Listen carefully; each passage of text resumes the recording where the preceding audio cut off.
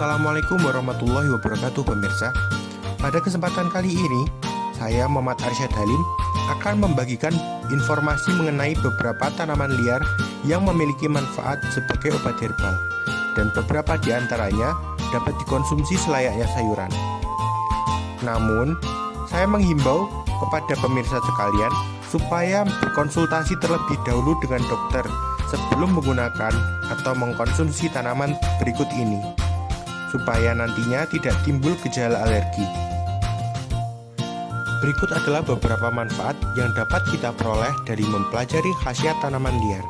Yang pertama, yaitu kita bisa menambah wawasan, sehingga ilmu kita menjadi lebih luas. Yang kedua, kita dapat membedakan tanaman mana yang bermanfaat dan tanaman mana yang merugikan atau berbahaya. Yang ketiga, kita bisa lebih peduli dengan alam dan lingkungan sekitar. Yang keempat, jika suatu saat terjadi gejala penyakit, kita dapat meringankan gejala penyakit tersebut menggunakan tanaman-tanaman berikut ini sebelum menerima penanganan yang lebih lanjut dari dokter. Dan yang kelima, kita dapat melakukan pertolongan pertama apabila terjadi keadaan darurat. Nah, beberapa hal tadi adalah pembukaan.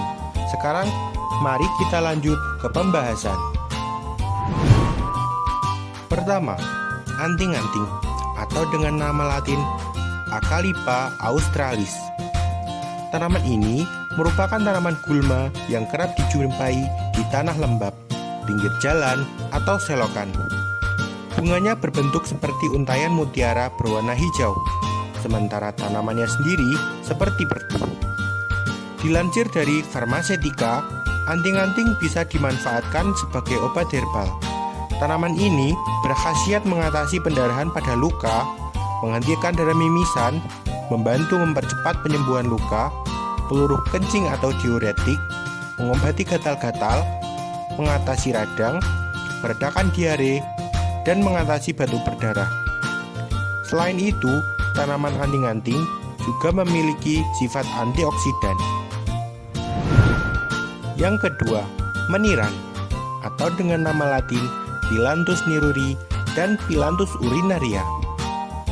Meniran yang daunnya sedikit mirip putri malu ini memiliki banyak kandungan senyawa seperti alkaloid, damar, flavonoid, kalium, lignan, saponin, dan tanin. Meniran berkhasiat melancarkan air seni atau diuretik, meningkatkan daya tahan tubuh atau imunomodulator, dan menurunkan demam. Manfaat lain dari meniran adalah mengobati sakit mah, menghilangkan nyeri head, mengobati sakit malaria, menyembuhkan sakit gigi, menurunkan berat badan, menyembuhkan luka bakar, dan mengobati epilepsi. Ketiga, sirih bumi atau dengan nama latin Peperomia pellucida. Tanaman ini juga dikenal dengan nama sirih Cina, yang merupakan tanaman liar yang dijumpai di daerah Indonesia. Tanaman ini dapat tumbuh lebat di tempat yang teduh dan lembab. Sirih bumi dapat tumbuh hingga 20-40 cm, memiliki batang dan daun berwarna hijau yang mengandung banyak air.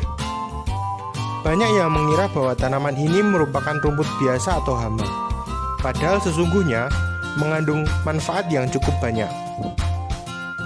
Sirih bumi banyak mengandung alkaloid, tanin, saponin, polifenol, kalsium oksalat, lemak, dan minyak atsiri. Seluruh bagian sirih bumi dapat dijadikan obat dan dapat memberi efek farmakologis sebagai analgesik atau pengurang rasa sakit. Maka dari itu, tumbuhan ini dapat dijadikan obat luka atau luka bakar. Selain itu, dapat juga sebagai anti radang dan antibiotik. Sirih bumi dapat dikonsumsi sebagai lalapan, dibuat jamu, ditumbuk untuk dioleskan ke tempat luka, atau bahkan dimasak sebagai menu sayur. Beberapa penelitian menunjukkan aktivitas sirih bumi sebagai antioksidan, anti-diabetes, anti-hiperusemia, abses, bisul, radang kulit, penyakit ginjal, dan juga anti kanker. Keempat, krokot liar, atau dengan nama latin Portulaca oleracea. Tanaman ini memiliki beberapa sebutan yang berbeda di tiap daerah, antara lain tanaman gelang di Sunda, krokot di Jawa, serean di Madura, dan jalu-jalu kiki di Maluku. Tanaman krokot merupakan tanaman yang banyak mengandung air, tumbuh tegak sebagian atau seluruh bagian tanaman merayap di permukaan tanah. Batangnya berbentuk bulat dan warnanya coklat keunguan. Panjangnya dapat mencapai 50 cm. Pucuk muda dari tanaman ini dapat dimakan mentah, direbus, atau dikeringkan sebagai sayuran rendah kalori. Untuk digunakan sebagai obat luar, tanaman yang segar dapat digunakan sebagai obat bisul, eksema, borok, luka bakar, penyakit kulit, untuk gigitan ular dan serangga. Sementara untuk obat dalam atau dikonsumsi, tanaman krokot ini banyak sekali digunakan sebagai obat tradisional, antara lain untuk pengobatan disentri, diare akut, radang akut, usus buntu, wasir berdarah, rematik, gangguan sistem saluran kencing, sakit kuning atau hepatitis, obat masuk angin, diabetes, influenza, dan lain sebagainya.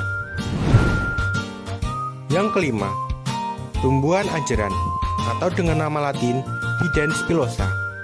Tanaman ini juga dikenal dengan nama ambong-ambong di Melayu, ketul-ketul kebo atau ketul sapi di Jawa, cinglan-cingan di Madura, harga di Sunda, dan rai-raisu di Maluku.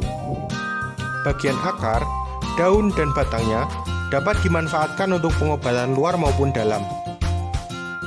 Ajeran yang ditumbuk dan direbus bisa digunakan untuk meringankan gatal-gatal dan memar. Sementara air rebusannya dapat diminum untuk mengatasi demam, diare, rematik, radang selaput otak, sakit gigi, wasir, dan radang usus buntu. Yang keenam, rumput mutiara atau dengan nama latin Hedyotis corymbosa.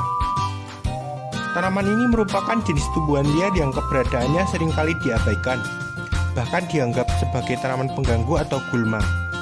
Namun, setelah diketahui beragam potensi manfaatnya, rumput mutiara ternyata baik untuk kesehatan. Tanaman ini akhirnya menjadi populer. Sejumlah riset sejauh ini menunjukkan ada beberapa manfaat rumput mutiara yang baik untuk kesehatan. Rumput mutiara mengandung 2 senyawa aktif, yaitu asam ursolat dan asam uleanolat, yang terbukti dapat menghentikan pembelahan sel kanker.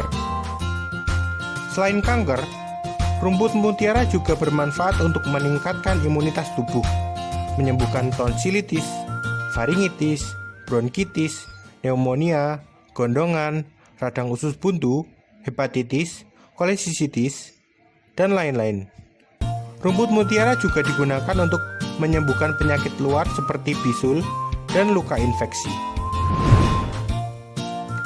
Yang ketujuh, sawi langit atau dengan nama latin Xanthillium cinereum.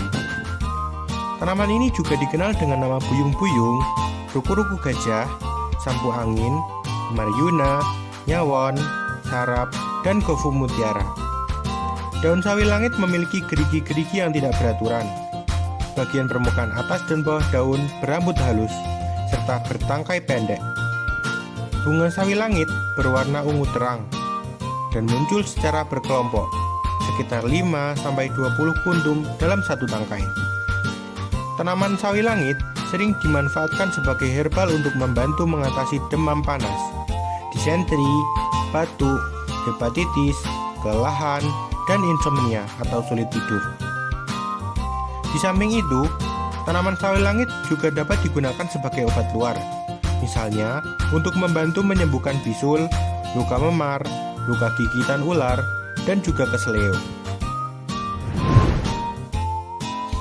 Kedelapan, kitolot atau dengan nama latin Hippobroma longifora, Isotoma longifora. Tanaman ini adalah tanaman liar yang mudah ditemukan di dekat perairan atau tanah lembab. Bunganya berukuran mungil dan warna putih. Tanaman kitolot mengandung zat alkaloid seperti lobelin, lobelamin, isotomin, saponin, flavonoid, dan polifenol. Kitolot memiliki sifat antiinflamasi, anti kanker, analgesik, dan hemostatik. Tanaman ini juga berkhasiat untuk obat mata, sakit gigi, menyembuhkan luka, obat asma, dan obat radang tenggorokan. Meskipun memiliki beragam manfaat, getah kitolot juga mengandung racun dosis rendah. Karena itu, pemirsa sekalian harus berhati-hati dalam mengolahnya, supaya tidak terjadi alergi setelah mengonsumsinya. Kesembilan, patikan kebo atau dengan nama latin Euphorbia. Tanaman ini adalah tanaman herbal yang hampir semua bagiannya memiliki kegunaan. Namun, saat memetik bagian batang atau daun, akan muncul getah susu yang keluar. Usahakan untuk tidak langsung menyentuh getah ini, karena dapat menyebabkan alergi atau iritasi ringan. Tanaman patikan kebo ini biasa digunakan untuk mengobati penyakit pada gangguan pernapasan, mulai dari asma, bronkitis, dan sesak napas. Menurut penelitian pada tahun 2010, daun patikan kebo mengandung natrium, kalium, kalsium, dan litium. Selain itu, tanaman ini juga kaya akan vitamin C, fenolik, serta beta-karoten. Selain baik untuk kesehatan sistem pernafasan, patikan kebo juga dapat meningkatkan sistem imun, menyehatkan kulit, serta mengatasi nyeri perut.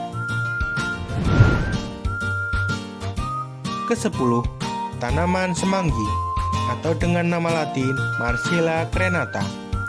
Sepertinya pemirsa sudah tidak asing lagi ya dengan tanaman yang satu ini, terutama bagi pemirsa yang berasal dari daerah Surabaya, Jawa Timur. Di sana, tanaman ini biasanya dimanfaatkan sebagai bahan utama dalam kuliner legendaris, yakni pecel semanggi. Setelah dipelajari lebih lanjut melalui beberapa penelitian, tanaman air ini ternyata memiliki banyak manfaat yang besar di bidang kesehatan, khususnya untuk menangani masalah kesehatan yang muncul disebabkan karena berkurangnya hormon estrogen pada tubuh. Menurut penelitian Beni Dewi Marlena dari Universitas Airlangga Surabaya, kandungan kimia yang terdapat pada daun semanggi diantaranya adalah saponin dan polifenol. Mengonsumsi daun semanggi secara rutin juga mampu meningkatkan kualitas tulang dan mencegah pengeroposan tulang, atau dengan nama lain osteoporosis. Kandungan isoflavon pada daun semanggi membantu melancarkan haid. Isoflavon merupakan zat yang mengandung hormon estrogen, sehingga mampu menyeimbangkan hormon wanita saat sedang haid. Semanggi juga mampu mengobati berbagai penyakit lain seperti pengecilan hati, sakit amandel, infeksi saluran kencing, melancarkan buang air kecil atau diuretik, batuk, dan sesak nafas. Selain itu juga dapat menyembuhkan penyakit sariawan.